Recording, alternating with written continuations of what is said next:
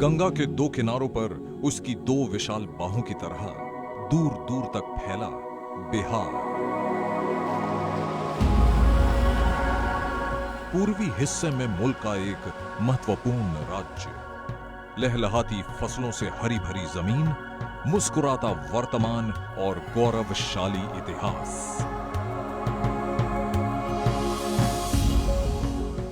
बिहार सदियों पहले से ही कितना सजग। जब विश्व में कहीं नहीं था गणतंत्र का नामो निशान, तब यहां हुई गणतंत्र की शुरुआत।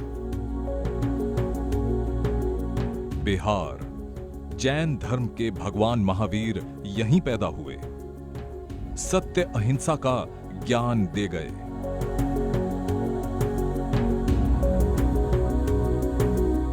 बुद्ध को भी जीवन का सार महाज्ञान प्राप्त हुआ। इसी बिहार में बौद्ध धर्म को जमीन मिली, शांति का संदेश जगा, दुनिया भर में फैला। हजारों साल पहले ही था एक विश्वविद्यालय यहां, नालंदा ज्ञानपीठ। अध्ययन के लिए जुटते थे दुनिया भर के छात्र। चक्रवर्ती चंद्रगुप्त, प्रतापी सम्राट अशोक, सब यहीं हुए। विद्वान चाणक्य को भी भाई थी यही जमीन। दुनिया को जिन्होंने शून्य का अद्भुत ज्ञान दिया, गणितज्ञ आर्यभट्ट इसी बिहार से हुए। वक्त की रगों में दौड़ता सदियों पुराना उबाल है कि हर बड़ी हुंकार भी यहीं से उठती है। गांधी जी ने भी सत्याग्रह की शुरुआत के लिए यहां का चंपारण ही चुना, जिसने पलट दिया भारतीय राजनीति के एक तरफा होते मिजाज को। वो जननायक जयप्रकाश नारायण भी यहीं हुए। पर आजाद भारत में बिहार ने एक ऐसा भी दौर देखा जहां ज्ञान और गौरव की निशानियां ही रह गईं। हर जगह टॉपर होना अच्छा नहीं होता। बिहार को इसका एहसास तब हुआ जब देश के पिछड़े राज्यों में से इसकी भी गिनती होने लगी।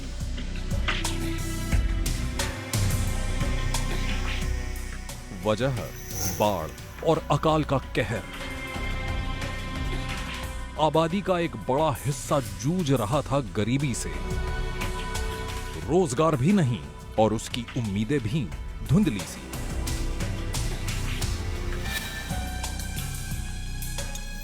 लूट, हत्या, अपहरण रोज की बात हो गई थी। सरकारी अनदेखी और उदासीनता से भी अपराधियों के हौसले बढ़ गए थे। पर बदहाली के अंधेरे में घुट घुट कर कोई कब तक यूं जिएगा। बिहार की बेचैन जनता ने अपने लिए उगा ही लिया उम्मीदों का एक नया सूरज। तारीख 24 नवंबर सन 2005। बिहार के नए सीएम हुए श्री नीतीश कुमार। नाम नया नहीं, पर आगे थीं जिम्मेदारियां तमाम। पहला काम कानून व्यवस्था को चुस्त करना, दूजा इंफ्रास्ट्रक्चर और तीजा शिक्षा एवं स्वास्थ्य सेवाओं की बिगड़ी तबीयत को ठीक करना था। बिहार के लोगों ने जब मुझे काम करने की जिम्मेवारी सौंपी तो हमारे सामने ढेर सारी चुनौतियां थी। सबसे बड़ी चुनौती थी लोगों के मन से डर का निकलना। लोग सहमे रहते थे, शाम होने के पहले घर लौट जाना चाहते थे। कानून का राज कायम करना एक बड़ी चुनौती थी।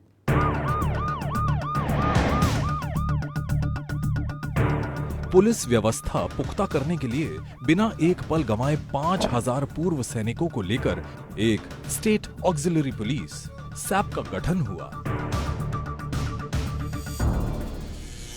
उस पीरियड में जिस समय ये सैप आया था, उस समय हमारे पास पुलिस बल की बेहद कमी थी और इम्पैक्ट क्रिएट करने के लिए इमीडिएटली हम लोगों को पुलिस बल चाहिए था। एक सामी मैन थे, वो कई तरह की परिस्थितियों को झेल करके आए थे। उनकी ट्रेनिंग आर्मी में पुलिस से बेहतर होती है।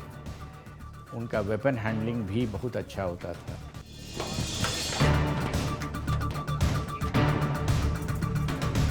देश में अपनी तरह का पहला प्रयोग था।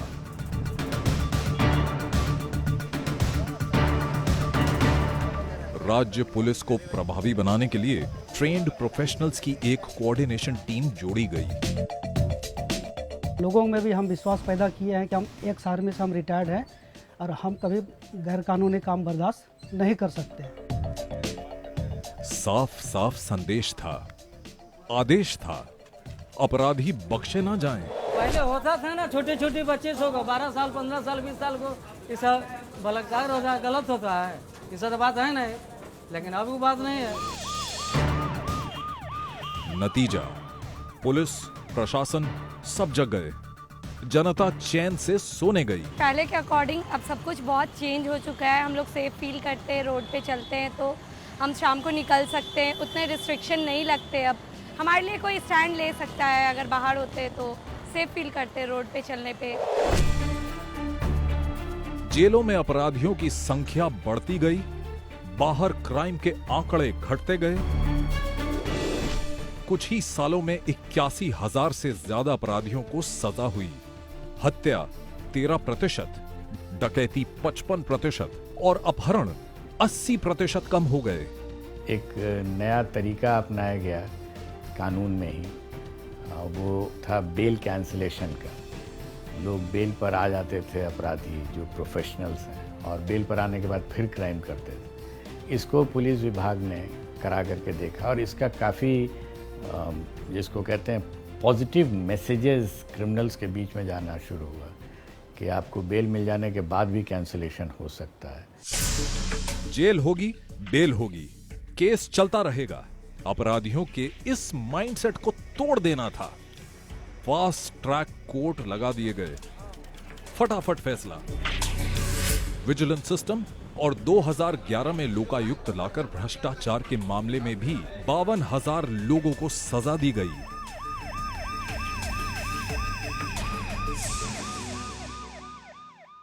बिहार में सड़कों की हालत बहुत खराब थी। विकास के लिए सड़कों का होना नितांत आवश्यक है। हमने एक लक्ष्य निर्धारित किया कि बिहार के किसी भी सुदूर इलाके से राजधानी पटना पहुंचने में 6 घंटे से अधिक समय नहीं लगे। इसके लिए बड़े पैमाने पर सड़कों का निर्माण किया गया, पुलों का निर्माण किया गया। जिस राज्य से सदियों पहले विश्व विख्यात ग्रैंड ट्रंक रोड गुजरी, वो राज्य तरस गया था अदद एक अच्छी सड़क को। कस्बों से जिला मुख्यालय की छोड़िए, राजधानी पटना को जाने वाली सड़कें तबाह होकर बड़े बड़े खड्डों में बदल चुकी थी। रात का सफर जानलेवा था। हाईवेज तक पर बदमाशों का कब्जा था।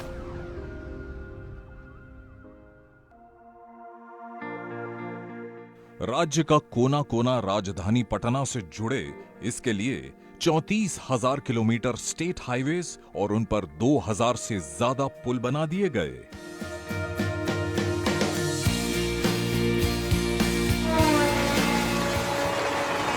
मिथिलांचल की लाइफलाइन कहे जाने वाले कोसी महासेतु के 1934 के भूकंप में तबाह हो जाने से पूर्णिया, अररिया और सुपौल वालों को दरभंगा, मधुबनी की कुछ किलोमीटर की दूरी तय करने के लिए नेपाल होते हुए सैकड़ों मील का चक्कर लगाना पड़ता था। 400 करोड़ खर्च कर लगभग 11 किलोमीटर लंबा ये पुल बनवाकर सरकार ने अपनी प्रतिबद्धता साबित कर दी। सफर का समय और दूरियां कम हो गईं। डिस्ट्रिक्ट के लोग एक दूसरे जगह से, जिला मुख्यालय से अनुमंडल मुख्यालय जाने के लिए, आने के लिए लोगों को भाया नेपाल 8 घंटे लगभग लगते थे। यानी तो फिर सहरसा, खगड़िया, समस्तीपुर, दरभंगा, मधुबनी, कई डिस्ट्रिक्ट होते हुए कम 8 डिस्ट्रिक्ट क्रॉस करके वापस फिर से निर्मली आना होता था, जो अब ये पुल बनने से मात्र 40 से 50 मिनट में हो जा रहे हैं। हम लोगों की ज़िंदगी में बहुत फर्क हुआ है। जहाँ हम लोग 6 घंटा में जाते थे, वहाँ अब 2 घंटा में हम लोग आते जाते रहते हैं। गाड़ी का भी सफ़र हम लोगों की बहुत कम हुआ है, डीजल का भी बचत है। सारे व्यापारिक रिश्ते टूट गए थे, सारे संबंध लोगों के टूट गए थे। जिनके शादी हो गए वो बिल्कुल भूल भाल गए थे, और नई शादी का तो लोग कल्पना भी नहीं करते थे। गांव में 1,60,000 किलोमीटर पक्की सड़कें बना दी गईं। तरक्की की गाड़ियां तेज दौड़ पड़ी और इन्हीं राहों से होकर गांव तक पहुंचने लगी। रोजगार, कारोबार, व्यापार, सबकी राहें खुलती गईं।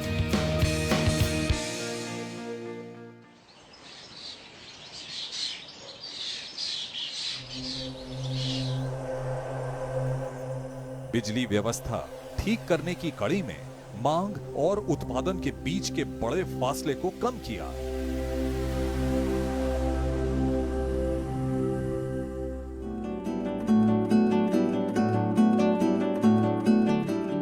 प्रति व्यक्ति बिजली की खपत पहले से 70% ज्यादा है।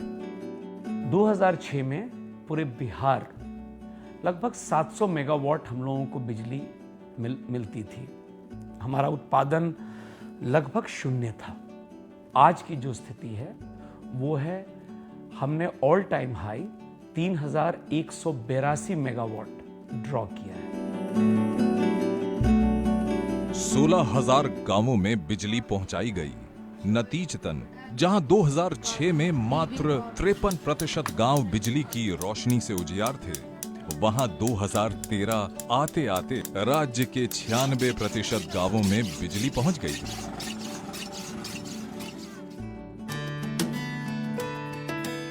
कनकपुरा की मधुबनी की गीता देवी गवाह हैं। कभी दिन भर में 2-3 घंटे बिजली आ जाए तो शुक्र मनाती थी। अब घर दिन रात उजियार है। 16-17 घंटे बिजली तो मिल ही रही है। टीवी, फ्रिज, खुशियां सब ऑन है। अंधेरा रहता था तो शाम में 7 से 8 बजे तक खाना हम लोग खा लेते थे। अंधेरा में कहीं घूम नहीं पाते थे, एक दूसरे से मिल भी नहीं सकते थे। पावर आने से एक दूसरे से मिलन जुलन भी होता है। उस पर 10 बजे 11 बजे रात तक मजदूर आदमी सब भी सोते हैं। ऐसा बात नहीं है पहले जैसे कि सुबह शाम का सो गए, एक बार 6 बजे 7 बजे उठें, तो उस टाइम में बीमार बहुत ज़्यादा लोग पड़ते थे, ज़्यादा सोने से भी। और पावर आने से जो है, जो पंखा भी लगा लिए हैं लोग, टीवी लगा लिए हैं, जिसके पास उतना मोबाइल का भी सुविधा है। मोबाइल भी चार्ज हो रहा है। टीवी में समाचार देखते हैं तो क्या गरीब के लिए क्या हक है, अधिकार है, हम लोग देखते हैं। बेहतर शिक्षा व्यवस्था पर टिका होता है किसी भी राज्य का भविष्य, तो सरकार ने इसे प्राथमिकताओं की सूची में ऊपर रखकर विशेष ध्यान दिया। जर्जर स्कूलों की मरम्मत शुरू हो गई। जहां नहीं थे वहां नए स्कूल खोले गए। स्कूलों में वाजिब संख्या में शिक्षक हों, इसकी व्यवस्था हुई। प्रोजेक्ट समर्थ चला। बड़े पैमाने पर स्थायी, अस्थायी शिक्षकों, नियोजित शिक्षकों की भर्तियां हुई। 1 लाख से ज्यादा लोगों को शिक्षा के क्षेत्र में रोजगार मिला। एक और चुनौती थी, बच्चे स्कूलों तक पहुंचे तो सही, लाखों बच्चे अब भी थे स्कूलों से दूर, तालीम की अहमियत से बेखबर, इनमें लड़कियां ज्यादा।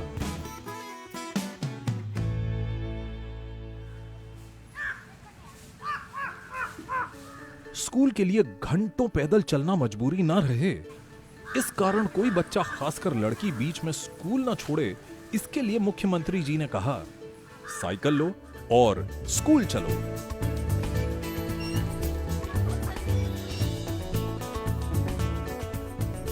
मुख्यमंत्री बालिका साइकिल योजना में साइकिल, साथ में स्कूल यूनिफॉर्म भी। बच्चियां खुश। दरभंगा की 9वीं क्लास की छात्रा मंजू सरकार से साइकिल मिलने से अब रोजाना स्कूल जा पाती हैं। जब से साइकिल मिला है उससे भी बहुत अच्छा लगा है, और जाते भी हैं समय पर चले जाते हैं, समय पर चले आते हैं, और कोचिंग भी कर लेते हैं। आज से 2 साल पहले नहीं अच्छा लगता था, बहुत दिक्कत था, बहुत पढ़ने में भी दिक्कत हो रही थी लड़की सबको। 2004 से 2012 के बीच स्कूल छोड़ने की दर में 1/3 की कमी आई है। कुल साक्षरता 47 से बढ़कर 63% हुई। महिला साक्षरता 33 से 53% हुई।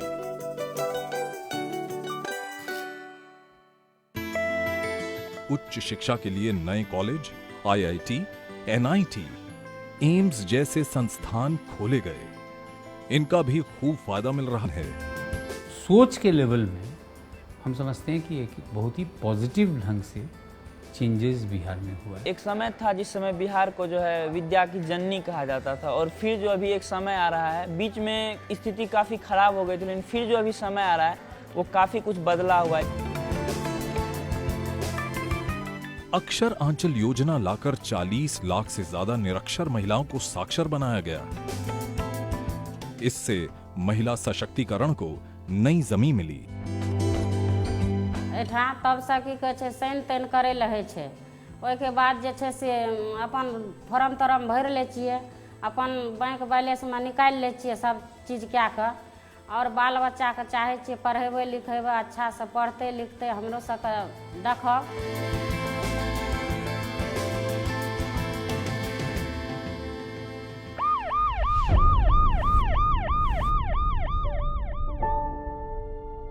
अब बारी थी सेहत का हाल जानने की। सरकारी अस्पताल सालों से खुद बीमार थे।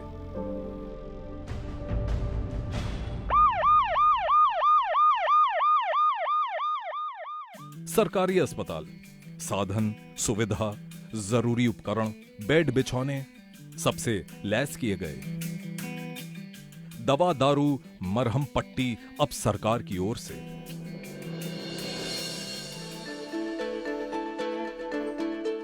डॉक्टरों को प्रेरित किया गया और हिदायत दी गई कि हम सबको मिलकर एक मिसाल कायम करनी है और मरीजों के साथ लापरवाही कतई नहीं होने देना है। फिर तो सुरक्षित प्रसव के लिए अस्पतालों में कभी साल में पूरे राज्य भर से 50,000 महिलाएं ही आती थीं। अब हर साल लगभग 15 लाख आ रही हैं।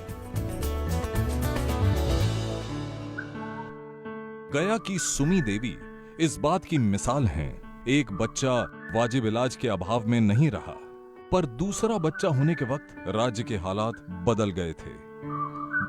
बच्चा स्वस्थ पैदा हुआ। सुमी देवी के मुरझाए उदास चेहरे पर जैसे खुशी की कोई लकीर खिंच गई।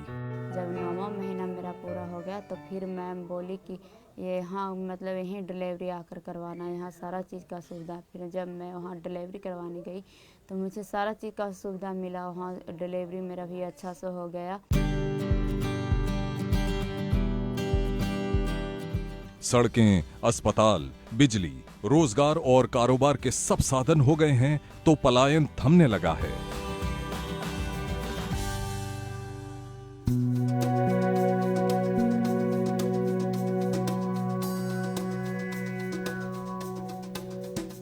युवाओं को रोजगार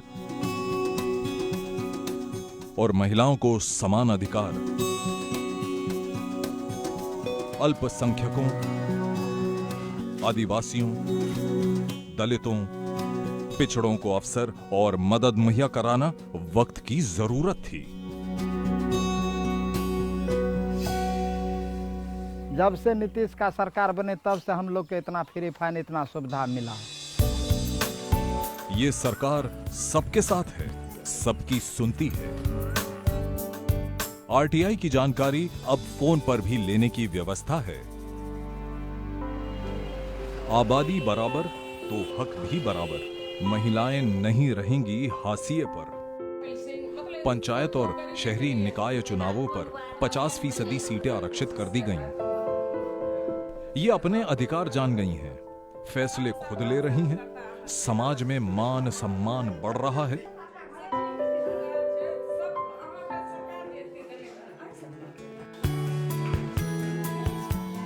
टीचर भर्ती में 50% और पुलिस भर्ती में 35% आरक्षण है। महिलाओं की अलग पुलिस बटालियन बना देने से इनका रौब रुतबा खूब बढ़ा है।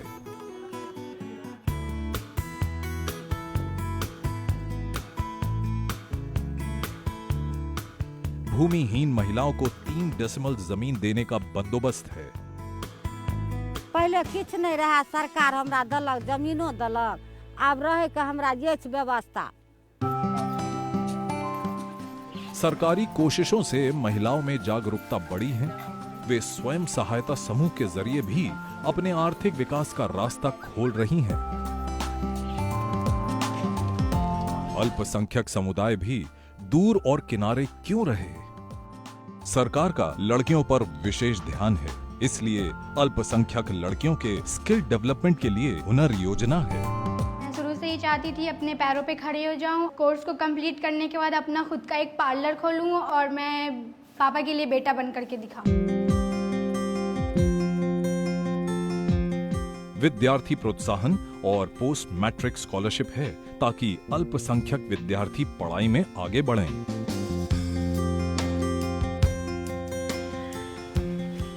ये है गया की साजिया, जिन्हें सरकार की तरफ से 10,000 रुपए की स्कॉलरशिप ने आगे की पढ़ाई जारी रखने में मदद की है।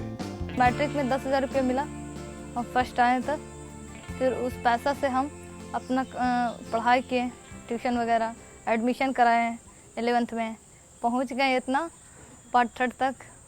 अब इंशाल्लाह पढ़ लिख करके कलेक्टर बने, समाज की सेवा करें। इसी कड़ी में प्राइवेट मदरसे खोले गए, उर्दू टीचरों की बहाली हुई ताकि इनका और तेज सामुदायिक विकास हो।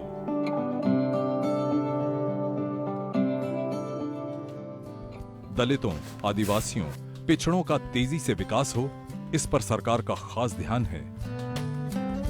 एक विशेष योजना के तहत इन्हें रेडियो दिया गया है ताकि इन्हें अपने लिए लागू सरकारी योजनाओं के बारे में जानकारी मिलती रहे और इसका लाभ वो लेते रहें।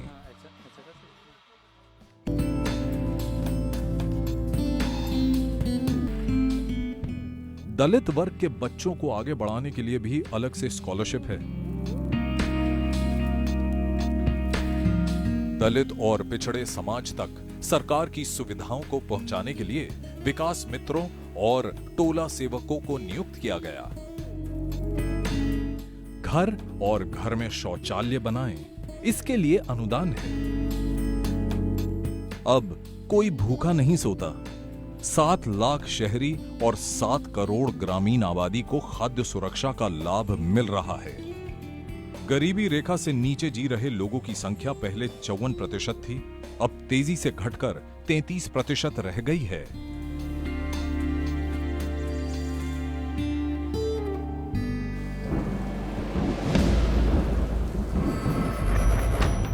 आपदा प्रबंधन के लिए सरकार विशेष सजग हुई। बाढ़ से हर साल तबाह उत्तरी बिहार के इलाकों की पहचान कर वहां के बाशिंदों को आपदा प्रबंधन के गुर सिखाए गए।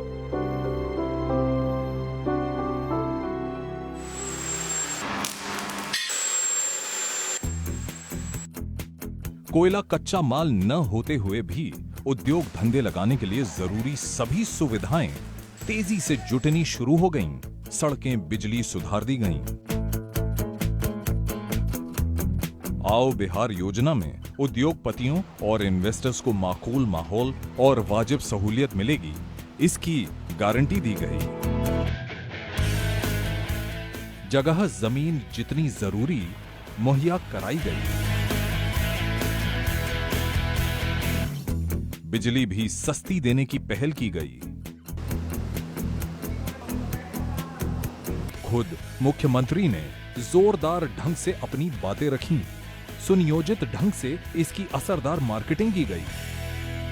फैक्ट्री सेटअप करने के लिए हमको जो सबसे पहले जो बेनिफिट मिला कि जो लैंड का रजिस्ट्रेशंस है ये हमको फ्री ऑफ कॉस्ट है। उसके बाद हमको जो मशीनरी में जो हमारा सब्सिडी है अराउंड 25% है। पावर में फॉर एग्जांपल जो जनसेट है इसमें हमको 50% का रिबेट है।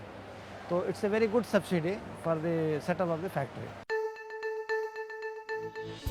1920 से ज्यादा इन्वेस्टर्स ने अपने प्रपोजल भेजे।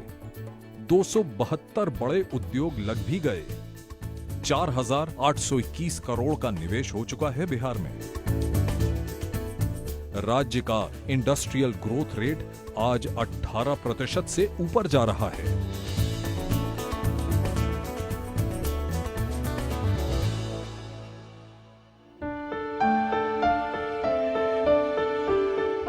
लहलहाते हरे भरे खेत सिर्फ कुदरत के भरोसे ही क्यों छोड़ दिए जाएं?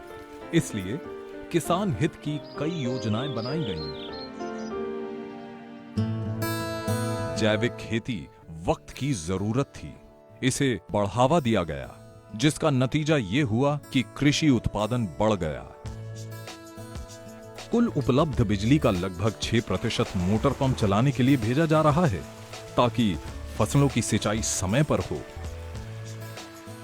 2005 के पहले डीजल से धान या गेहूं उपजाते थे तो उसमें हमको करीब करीब साल में 35-36 हज़ार रुपया लग जाते थे। अब उसके 2005 के बाद जो लाइन आ गए हैं उसमें मुश्किल से 9-72 मतलब 7,000-8,000 रुपया लगता ही है साल में, इससे ज़्यादा नहीं लगता है सर। और दूसरी बात कि ट्यूबवेल हमने लगाया 2005 या 6 में लगाए हैं ट्यूबवेल, तो उसमें करीब करीब 2 लाख रुपया खर्च पड़ा था। 2 लाख खर्च पड़ा तो सरकार 45,000 सब्सिडी दिया था मध्य ग्रामीण बैंक से।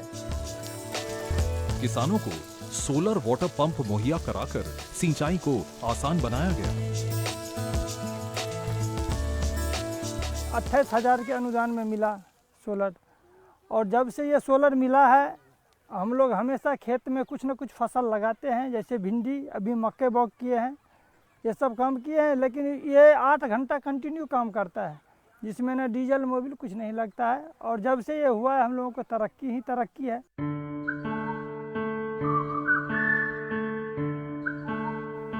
हॉर्टिकल्चर,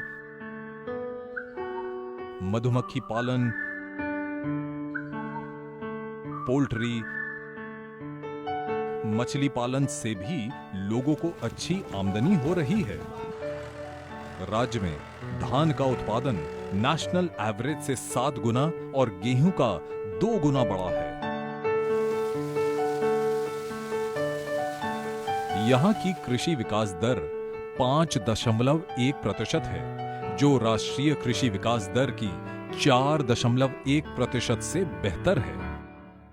जब से इस सीड जो आपका उत्तम क्वालिटी की जो शुद्धता वाली सीड की जो सरकारों द्वारा प्रचलन करके इसको पूरे जोर शोर से किया गया, इसमें फसल की जो उत्पादन है वो 4 गुना ज़्यादा है। उससे भी अधिक हम कहें तो कम लगता है। काहे तो अब 1 क्विंटल प्रति कट्ठे के हिसाब से गेहूं हो, अगर मसूर हो तो 60-65 किलो कट्ठे के हिसाब से, तोरी हो तो 45-50 किलो के कट्ठे के हिसाब से। ये सारा उत्पादन सीड के वजह से प्रचार प्रसार और गवर्नमेंट के द्वारा जो चलाई गई मुहिम है उससे तो बेनिफिट है। व्यस्त किसान, चेहरे पर सुकून, बाजार में रौनक, सब अच्छा लगता है। अच्छा लगता है जब वर्ल्ड बैंक जैसी संस्था कहती है कि निवेश के लिए इंडिया में दिल्ली के बाद पटना ही सबसे माकूल जगह है।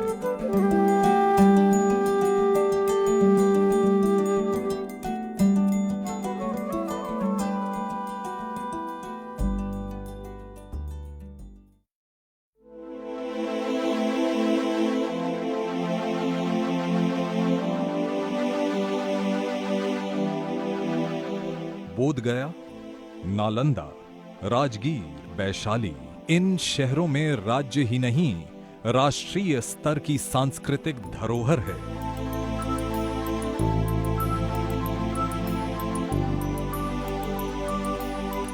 ये सभी शहर बेहतरीन सड़कों से जुड़ गए हैं। गया इंटरनेशनल एयरपोर्ट हो जाने से विदेशी यात्रियों का यहां सीधे आना जाना आसान हो गया है।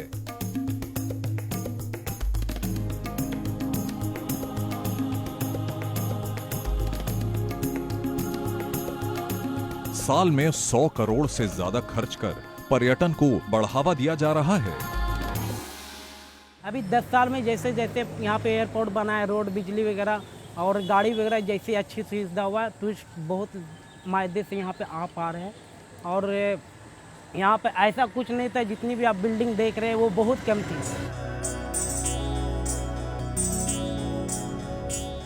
असर ये कि पिछले 10 सालों में राष्ट्रीय अंतर्राष्ट्रीय पर्यटकों की संख्या में खूब इजाफा हुआ।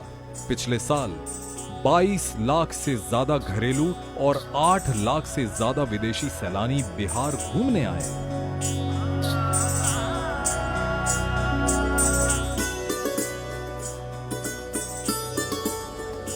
बिहार की लोक कला मधुबनी पेंटिंग को बढ़ावा देने के लिए मिथिला पेंटिंग इंस्टीट्यूट खोला जा रहा है।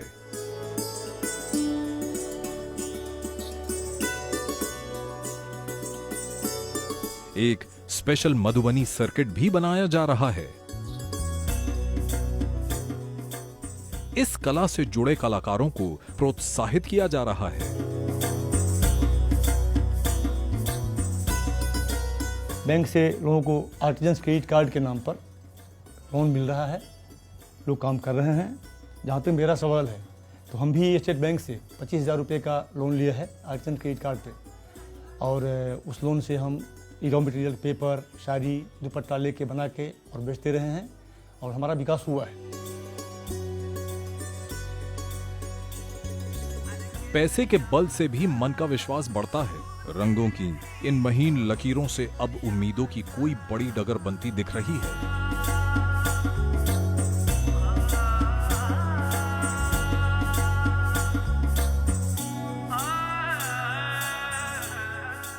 10 साल में बिहार के विकास में समाज के सभी तबके का सहयोग मिला है और मुझे पूरी उम्मीद है कि सबके सहयोग से बिहार आगे बढ़ रहा है और आगे बढ़ता रहेगा। प्रगति की रफ्तार थमनी नहीं चाहिए। बिहार आगे बढ़ रहा है, इसे रुकना नहीं चाहिए और देश को आगे बढ़ाने में अपनी भूमिका निभाएंगे।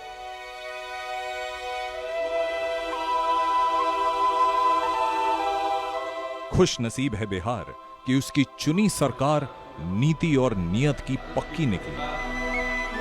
कसौटी पर 16 आने खरी। अब न सिर्फ अतीत की गौरव गाथाएं हैं, बल्कि हकीकत की जमीन पर उग रही उन्नति और तरक्की की साक्षात सच्ची कहानियां हैं। बस जिन हाथों ने इसे संवारा, उनका साथ बना रहे ताकि न्याय और विकास की जुगलबंदी बनी रहे।